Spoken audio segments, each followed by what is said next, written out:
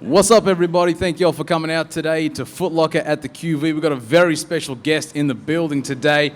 This man can draw a cat, LaMelo Ball. Give me a round of applause. What's up, man? How y'all doing? Hey, look outside, man. This line is around the corner, across the street, around the block. What's it feel like to get that kind of love and support when you come down here and you see that many fans out here? It's for sure a blessing. I just appreciate everybody supporting and stuff like that. And, man, we appreciate you coming out here today. I mean, obviously, you've had a very busy season. Unfortunately, injured at the moment. How's everything coming along with the injury right now? Everything going good so far, just pretty much trying to get back, recovering and stuff like that. And right now, I mean, when you look around the mock draft boards, we see your name there at number one, in the number one slot there. That was the goal that you set out before you came out here. How does it feel to see your name up there now after all the work you're putting out here in the NBL? For sure feels good, been working for it for a minute now and pretty much just trying to grow from there. And obviously now we're sort of halfway through the season here. Your game has sort of gone from strength to strength while you've been out here. What I guess for you has been the big improvement that you've kind of seen in your game since you've become a professional? Pretty much just try to improve everything, working every day. And that's pretty much the main thing, just going at it every day. And just, I guess, getting that consistency and getting those reps in, right? And, I mean, the level of competition out here, I mean, we've seen you have some big games out here, the triple-doubles, the back-to-back triple-doubles. How have you sort of, I guess, gauged the competition level out here in the NBL? Is it what you expected before you came out here? Most definitely. It's a great league. They say it's the second league. It's NBA players that were in the NBA, stuff like that, people trying to get to the NBA. So, it's a great league. And obviously with the Next Stars program, yourself and RJ Hampton are kind of the face of that. What's it been like having RJ out here with you kind of on this journey and you guys kind of going through the same situation together? For sure cool, because, it's another American like me and pretty much just doing the same thing, so it's cool. And what's the feedback been, I guess? Because, you got a lot of, peers that are in college at the moment right now and, they're turning on ESPN and they're seeing what you and RJ are doing out here and, the success you guys are having. What's been the feedback from them? Are they asking you questions about, like, what's the league like, how you guys are doing? For sure, a lot of questions, I feel like people in the future are going to start doing it and pretty much it's all good feedback. And, I mean, what does that feel like to you, kind of been a bit of a trailblazer and, a bit of a pioneer? I mean, we had other guys come out here like Terrence Ferguson and Bruce Bowen, but for you and RJ kind of coming out and being the face of the program as it is right now and kind of setting that example for other guys in the future? Pretty much just like being different and just college isn't for everyone, I think. So this path could help you do other stuff that you want to do. So, yeah. Now, Mel, I want to talk about your game a little bit because you got one of the smoothest games in the league. It's facts. But that instinct that you have, that feel for the game, what is that? Is that just something you've had since birth? Is that playing in the backyard with your brothers? I mean, where does that come from? I'm going to say born with it, birth, and just growing up always playing, pretty much just doing basketball all over the place. You just pick up stuff. So, yeah. So you didn't have a choice. You were just born with it. Now, your brother Lonzo, he's obviously been through this process, a couple of years ago, getting ready for the draft and obviously going through the draft process. What advice has he kind of given you, along this journey, and how often you guys kind of keep in contact, when you're both in season? Pretty much talk to him every day, always give me advice, pretty much keep your head up, do what you want to do, and just whatever you feel is best, follow that. Yeah.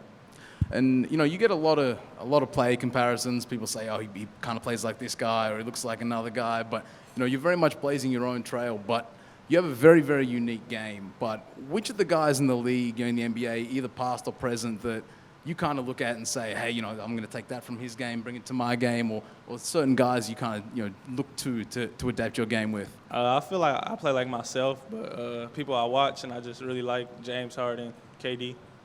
James Harden and KD, so that's a hell of a combo. The triple-doubles.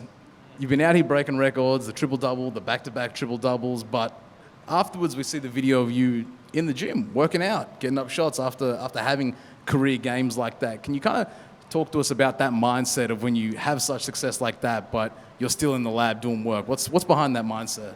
Just pretty much the grind never stops. You always have room to get better.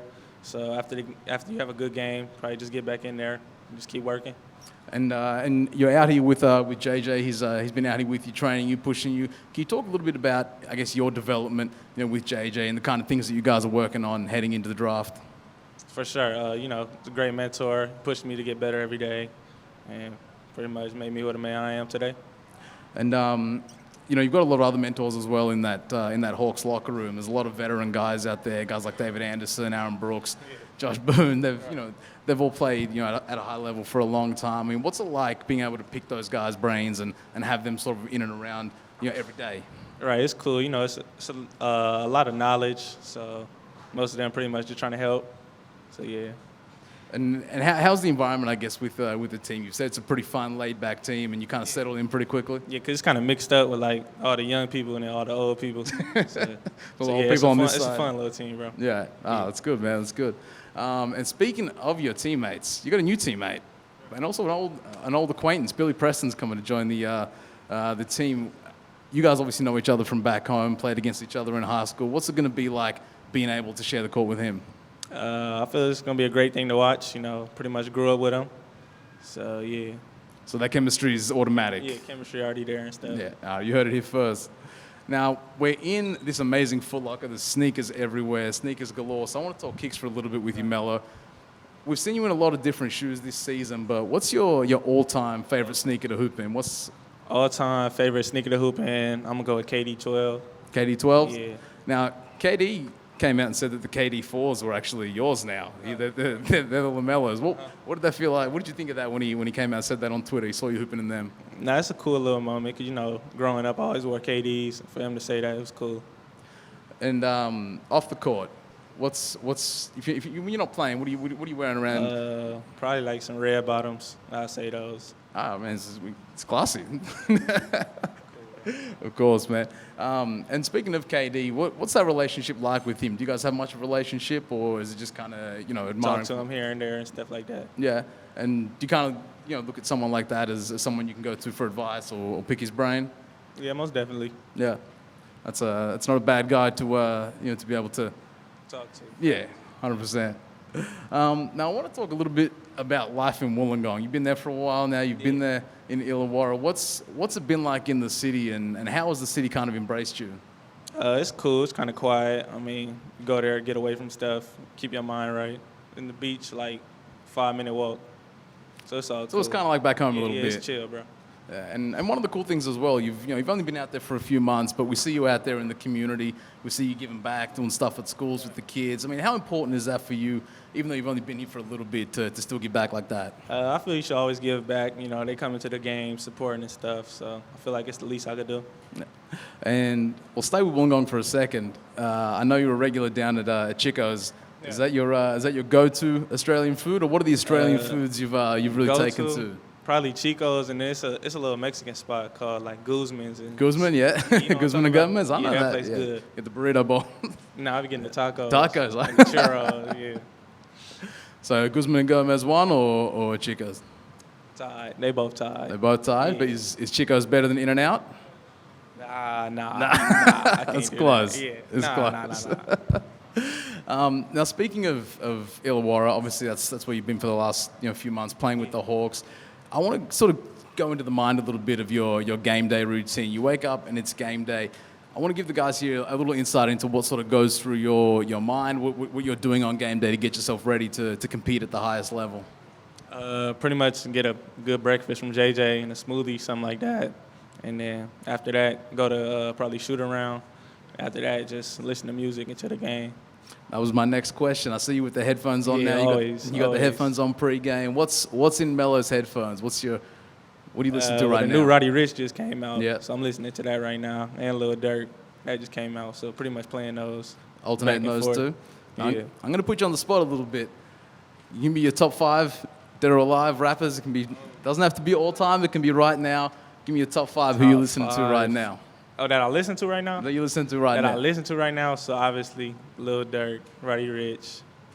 That I listen, Meek Mill, Baby Smooth. Yeah. And then the last one, I always play Drake. Yeah. So yeah, Drake. That's a strong 5. That's That's the hard. last 5 I've been listening to. Yeah, that's in the recently played list on the on Spotify. I got you. Is Lonzo making that list at all? I see him in the studio. I listened to him before, but I haven't listened to him like recently or anything. So, Any chance you'll get in the booth with him? nah, I don't think so. I don't think so. All right, my man. Thank you very much for coming through, man. Appreciate it, and good luck for the rest of the season, man. Thank And good you, luck man. for the Thank NBA y'all. draft. LaMelo Ball, give him a round of applause, everybody.